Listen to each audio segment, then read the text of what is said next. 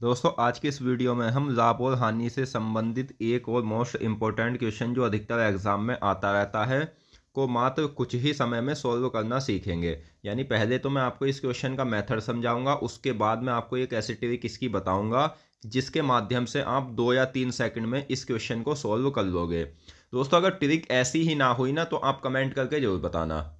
आप वीडियो को एंड तक देखना। जो मैंने आपसे कहा है कि ट्रिक जो है वो बहुत कम समय की है, ऐसी ही ट्रिक होगी। और मैं आपको एक बात और बता दूं, ये जो मैं आपको एक एक टाइप करके सभी टाइप्स करा रहा हूं, तो इसके पीछे मेरा उद्देश्य ये है कि मैं आपके सभी टाइप्स को अच्छे से क्लियर करा सकूं। कोई टाइप छूटेगा नहीं। प्लेलिस्ट के अनुसार आपको संपूर्ण चैप्टर्स मैं पढ़ाऊंगा और इतने टाइप पढ़ाऊंगा कि इतने टाइप आपने नहीं पढ़े होंगे। बस आप सभी वीडियो को प्लेलिस्ट के अनुसार देख लेना। तो क्वेश्चन क्या है? क्वेश्चन है एक वस्तु का विक्रय मूल्य 2300 रुपये और प्रतिशत लाभ जो है वो 25% है। यदि उसी वस्तु को दोबारा 1656 रुपये में बेचा जाए तो हानि या लाभ प्रतिशत क्या होगा? तो दोस्तों इसमें हमें क्या दिया गया है? हमें जो दिया गया है, मान लो कोई वस्तु आपको 2300 रुपये में मिली है, ठीक है, और इस पे आपको 25% का लाभ हुआ है। ये समझ लीजिए कि 2300 रुपये की कोई वस्तु मिली है, उस पर आपको 25 रुपये बच गए हैं। तो क्रय मूल्य क्या होता है? क्रय मूल्य होता है विक्रय माइनस लाभ। ठीक है दोस्तों, तो जब आप इसे इसमें से घटाओगे तो तभी हमारा क्रय मूल्य निकल कर आएगा। तो ये हमें ऐसे नहीं करना है क्योंकि ये दिया है हमें प्रतिशत में। तो क्रय मूल्य हम पहले निकाल लेते हैं। तो क्रय मूल्य होता है विक्रय गुना 100/प्रतिशत। लाभ और हानि में जो प्रतिशत रखा जाता है वो 100 प्लस माइनस होता है। अगर लाभ होगा तो 100 प्लस होगा, हानि होगी तो 100 माइनस होगा। तो यहां लाभ है तो 125 हम करेंगे। इसकी मैं आपको एक अच्छी पहचान बता देता हूं जो आप सूत्र ना भूलो। आप क्रय मूल्य से जब बेचोगे, आपने कोई वस्तु खरीदी और जब उसे बेचोगे तो बिकेगी बाद में, तो इसलिए प्रतिशत ऊपर आएगा विक्रय मूल्य में।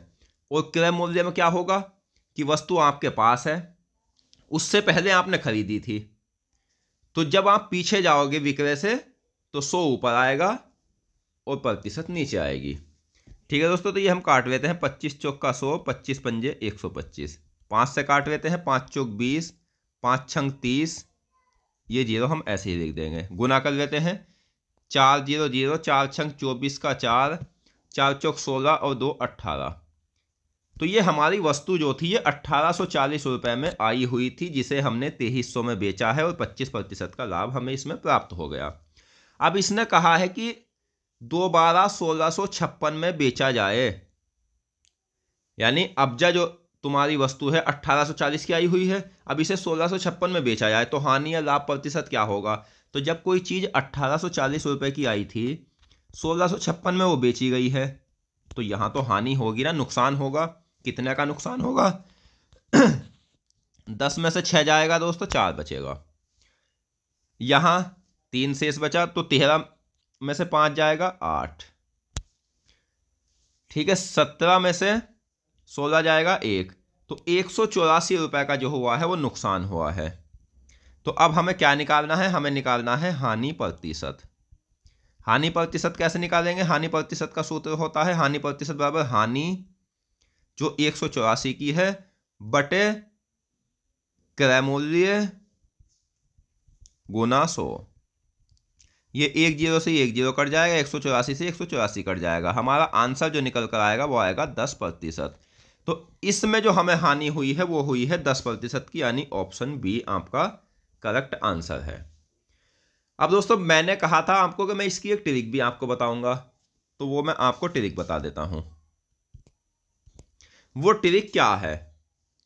तो आपको एक चीज पहचान ध्यान रखनी है क्वेश्चन में कि पहले कोई वस्तु को बेचा जाएगा, जैसे यहां 2300 में बेचा गया है, उसके बाद लाभ या हानि प्रतिशत होगी, हमें उससे कोई मतलब नहीं है। उसके बाद फिर से बेचा जाएगा, और जब फिर से बेचा जाएगा उसके बाद लाभ या हानि प्रतिशत पूछी जाएगी। ये पहचान है, और जब आपको पहचान ध्यान होगी उसके बाद हमारी ट्रिक बनेगी। अब ट्रिक क्या है?